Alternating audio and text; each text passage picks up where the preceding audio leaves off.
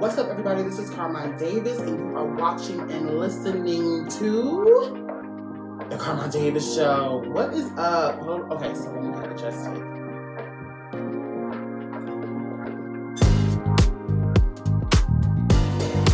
All right, we good. Okay, so what's been up? A great week for me. It's been a really great one. I've been hitting the gym, trying to get everything together, child.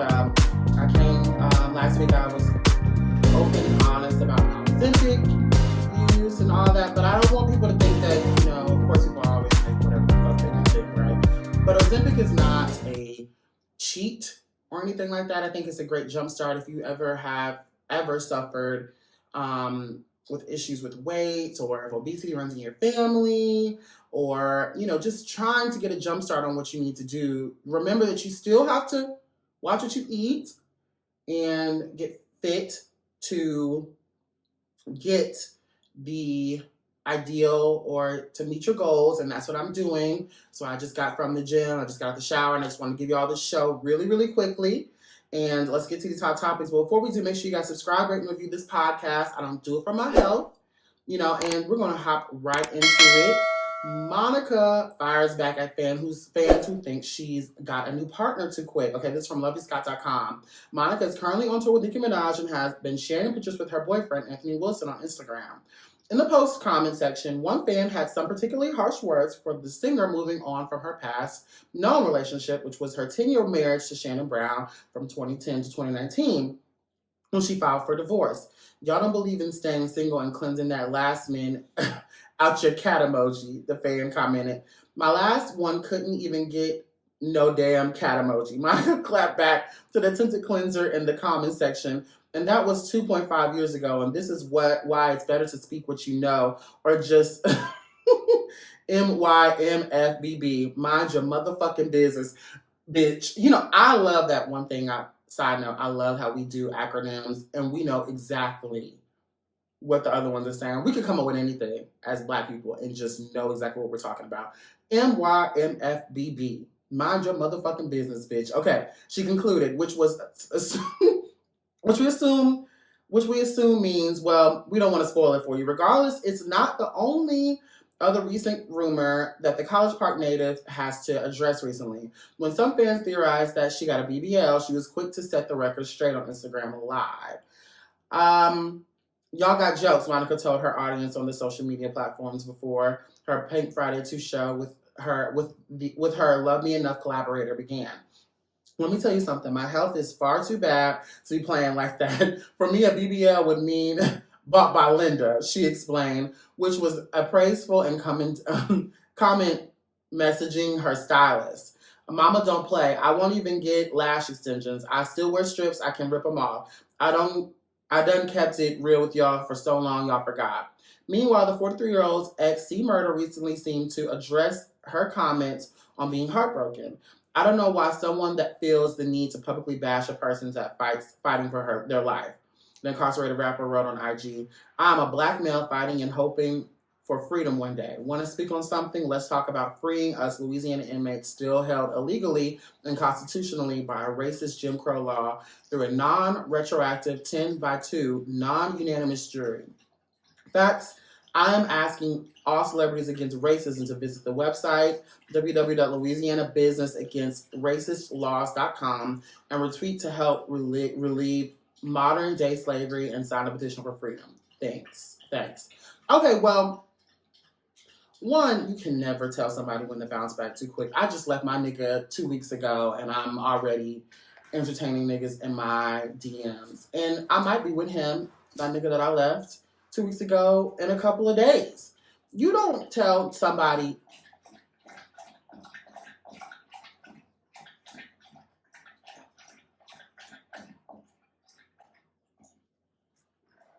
Pink. I'm sorry, they are so spoiled. Okay. You don't get to tell somebody how and when to grieve, okay? Sometimes, yeah, like, I think it'd be different if it was a loss. Like someone who's died. But you still can't tell people how to grieve. Questionable, yes, but it's been 2.5 years. If that bitch can't go, I mean, it's Monica. Monica, the hood queen, the princess, the music that we go through a heartbreak to. If she can't make it, then none of us can, right? So you can't tell her, especially Monica, she's at, I think honestly, not just a hood national treasure, she's an American national treasure. So if Monica can go find the next hood nigga to be with, then who else can? Leave a comment below. I think Monica cleared it and made it make sense. Girl, it's been 2.5 years. How long can a bitch? That's that pick me vibe. Oh, you need to go cleanse your cat. Girl, cleanse your cat? What if I don't want to cleanse my cat? What if I want the next nigga inside of where the last nigga just left? That's my motherfucking business. Sometimes a good coochie blending of the men that you just left, who just left you. I guess that's called a cream pie. What if I want a cream pie?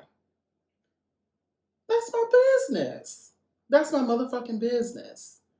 And if Monica want to have the juices of one man and then the next man, it still ain't got no juices in your coochie, your cat emoji. So move on. Let's move on to the next topic. Before we do, make sure you guys subscribe, rate and review this podcast. Comment below. Do you think Monica's moving on too fast? Do you think you can tell the boy's mind, songstress, when she can and can't put a next dick in her coochie? Like, leave a comment below and let me know what you think. And follow us on our socials, Instagram.com/Carmine Davis, Instagram.com/Carmine Davis Show, Instagram.com, Twitter.com/Carmine Davis, TikTok.com/@Carmine Davis, Facebook.com/Carmine Davis. We're moving on back to a story that we've been following from, I feel like, from the Jism. I think he was a part of the first visual episode of this. We've been talking about Trey Songz for almost like 2 years. So from LoveBeScott.com, Trey Songz is under fire for suggested meet and greet pics amidst sexual misconduct allegations. Okay, well, like we need to read any further to know that this motherfucker never gave a fuck. The Love Harder tour with Keisha Cole, Jaheim, K. Michelle, and Trey Songz is currently underway, and the Baltimore show is drumming up a lot of discussion right now. Moreover, one of the reasons why is because fans are getting a little bit too close to Songz during his track, or perhaps the other way around. Several suggested photos emerge, including one where Songz rests his hands on a female fan's back as she bends over for him. These pictures have raised eyebrows due to Songz' past allegations of sexual abuse and misconduct. Although some lawsuits have been dropped, a recent fan's direction drew further criticism. I'm looking at these photos and I don't get it.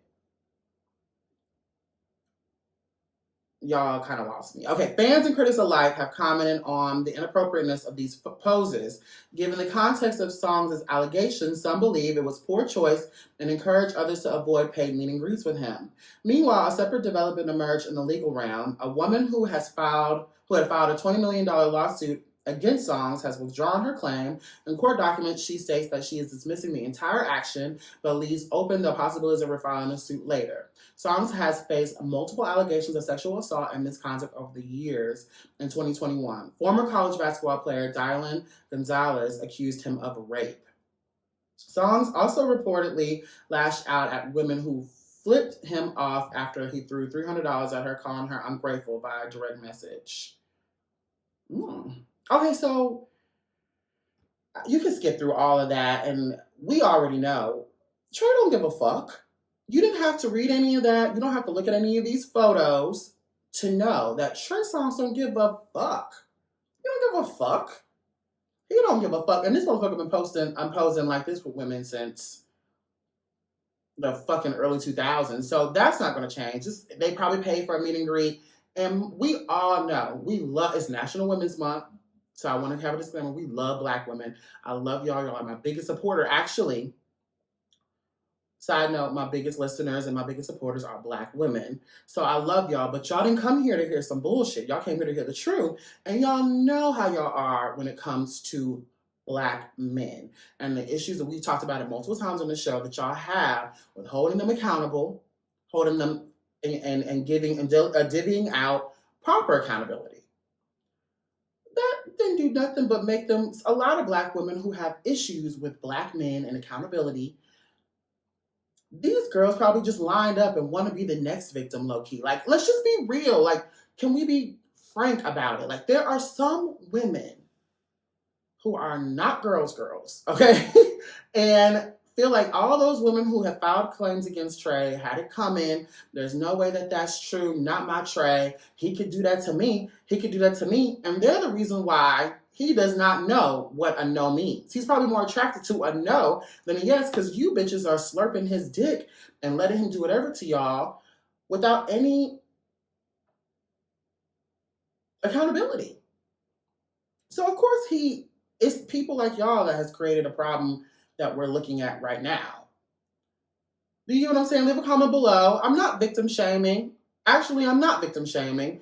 I'm doing the opposite, right? Y'all have gone too far when it comes to allowing people to do whatever the fuck they want to do. This man is sick, right? Why would you take spoiled meat to a lion's den when you know that motherfucker go eat whatever's in his way? He don't give a fuck. Allegedly. Leave a comment below if you understand what I'm saying. He don't care, child. You can look at these photos. And to be quiet as is kept, he don't want y'all. He want a bitch that's going to tell him no, who's going to beg him to stop because he is sick. Leave a comment below. Allegedly. Allegedly. And we're going to move on. We're going to move on. All right, so the next hot topic is from loveyscott.com. But before we do, make sure you guys subscribe, rate, and review this podcast. Instagram.com/Carmine Davis, Instagram.com/Carmine Davis Show, Facebook.com/Carmine Davis, Twitter.com/Carmine Davis, TikTok.com/@Carmine Davis. Give us a follow. Tap in with us. Let's move on to the next hot topic. Black Twitter, from loveyscott.com, Black Twitter reacts to upcoming Black Twitter, A People's History Hulu docuseries. Oh my goodness. The social media phenomenon of Black Twitter is getting the star treatment in Hulu's upcoming docuseries Black Twitter's A People's History. On Friday, Hulu released a teaser of the show, which is based on 2021 Wired series written by former Complex editor Jason Parham. Before we go on, let me make sure that Jason Parham is indeed Black. And it's so sad that I have to even look at it, but you gotta know. Okay, Jason Parham is Black. Okay, cool. Okay, Black man. Okay, very attractive Black man. He seems like he know a little bit about something. Oh, I do know him. I think we follow each other. Shout out to Jason Parham. I'm sorry, I know that face somewhere. Okay. The Hulu and Onyx project chronicles the dominance of Black Twitter, which made the community influential both politically and culturally. The 3-part series is being produced by notable media mogul and showrunner Prentice Penny of Insecure. Okay, typically when you're doing a doc, the subject matter of what you're talking about is past. It's overdone, it's done. Penny told IndieWire about the upcoming series. Jason was so prophetic in documenting the story at this moment in time. We sit in the dark in the digital space on the internet, and so many things are here today, gone tomorrow, that you got to catch these memories. The series will feature other big names in media, including Kid Fury of The Read, comedian and television host W. Kamau Bell, actress and comedian Amanda Seales, producer and podcaster Van Lathan, journalist and political correspondent Wesley Laurie, sports journalist Jamel Hill, New York Times writer Jenna Wortham, and more. When news about the series broke, Black Twitter, and known as X, but whatever, did what Black Twitter does best and took it to task. Skepticism about the project stemmed from a number of things, including concern over the focus on media celebrities versus regular users, and comprehension over inviting outsiders to watch an inside look at the community. Question: if Black Twitter was present for all the Black Twitter antics, then who the hell is documentary? Who the hell is this documentary for exactly? We was all there. You know who this documentary is for, child. You already know who this documentary is for. We're going to get into that. Okay, another user said, you can't explain the brilliance that is Black Twitter in any sort of the documentary that won't make it seem corny as fuck. Far too nuanced, far too many contributors. It's one of those things that you just understand without having to explain. Okay, I agree. Black Twitter arguing over whether that Black Twitter documentary is going to include all the right people and topics is the most Black Twitter thing ever. It's so true. It's like when they try to do, I think of it like Black Twitter like barbershop, like the documentary that's coming up. It's sort of in the vein of trying to put lightning in a bottle. You can't do that. Okay, while skepticism circulated, others, including those involved in docuseries, defended the project, calling for social media to save their judgment until Black Twitter premieres. I like to think after 20 years of holding the culture down, y'all would trust I got Black Twitter Hulu best interest in mind, Penny wrote on X. But low-key, I also love Black Twitter mad, hesitant, and pretty about it, too. Laugh out loud. That's true. Black Twitter debuted to SXSW guests on March the 8th ahead of its release on May the 9th. And we're going to let those Twitter tweets roll in about if we're going to consume it or not. Black Twitter is a double-edged sword. It has a lot of groupthink involved in it. No matter what, I think we should all watch the docuseries regardless. We do need to, I believe in supporting when I see Black people doing creative things as a Black creator anyway. So I'm going to watch it and give it my Hulu dollars, child, and my Hulu views. But I think I hope they touch on the fact that it can create kind of a lynch mob mentality or a groupthink mentality. And this, of course, a documentary about Black Twitter exemplifying that is brilliant. How Black Twitter works. It can make or break you, but it also puts where there are a lot of, unfortunately with Black Twitter, it's a idea that if a certain people, influential people, if you see a tweet that has 1,000 retweets or reposts or whatever it is, most people are going to latch onto that thought process as law, as a gospel. When Twitter or X or whatever it is a platform for you to share your views, whether it's opposing or not. And a lot of people are group thinkers. So they think what the majority are thinking on Black Twitter is law. When in reality, the brilliance about Black Twitter is it's always an argument and a conversation. And usually both sides have what's right. Usually, unless it comes to racism and, shit like that. But majority of the time, the great thing about it is it's a debate. It's the same thing with barbershop. And you can't document that. You can't, no matter even me saying it to people who don't know anything about Black Twitter. It just sounds like a bunch of bitches fussing. But it's important that there are people on the spectrum on both sides, right? We tend to go a lot of times, whoever has the most likes and most retweets, and that's when you don't have your own identity or your own thought to educate yourself on situations, you're going to go with whatever is reposted the most and gets the most amens, right? And then you have the people on the other side. And what I love about Black Twitter is it gives you a platform for people like myself, where you have other people across the table, like Candace, whatever her name is, Dillard, I think is her name. No, that's Candace Dillard is from Real Housewives of Potomac. We love Candace Dillard. What's her name? Candace?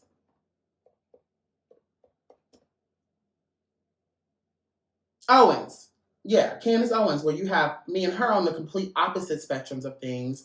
But I do listen to what she has to say. I don't agree with shit she says. But because of Black Twitter, I get to go over and look and actually come up with a thought process to tell this girl, or an educated thought process to be able to tell this girl, bitch, you so motherfucking wrong. And I'm here to tell you why. But Black Twitter is a outlet for it. Do you get what I'm saying? Leave a comment below if you understand where I'm coming from. And that's what it is. In trying to document that is always going to be iffy, especially it depends on who you're documenting and why and who it is. Are you documenting it because it's a cool thing to document? As she's done Insecure, they do a thing where it's like you have to talk about things that are popping in the Black culture, and Black Twitter is one of those things that is. So are you coming at it in that way, or are you coming at it in a real way to document the power that has? That you can be on two sides of the spectrum, and this is where people get education from. This is where people can also learn an opposing view as well. Leave a comment below if you understand where I'm coming from, and subscribe to this podcast if you haven't. That's the show. Make sure you guys follow us on Twitter, twitter.com/Carmine Davis, Instagram.com/Carmine Davis, Instagram.com/Carmine Davis Show, X.com or Twitter.com/Carmine Davis, TikTok.com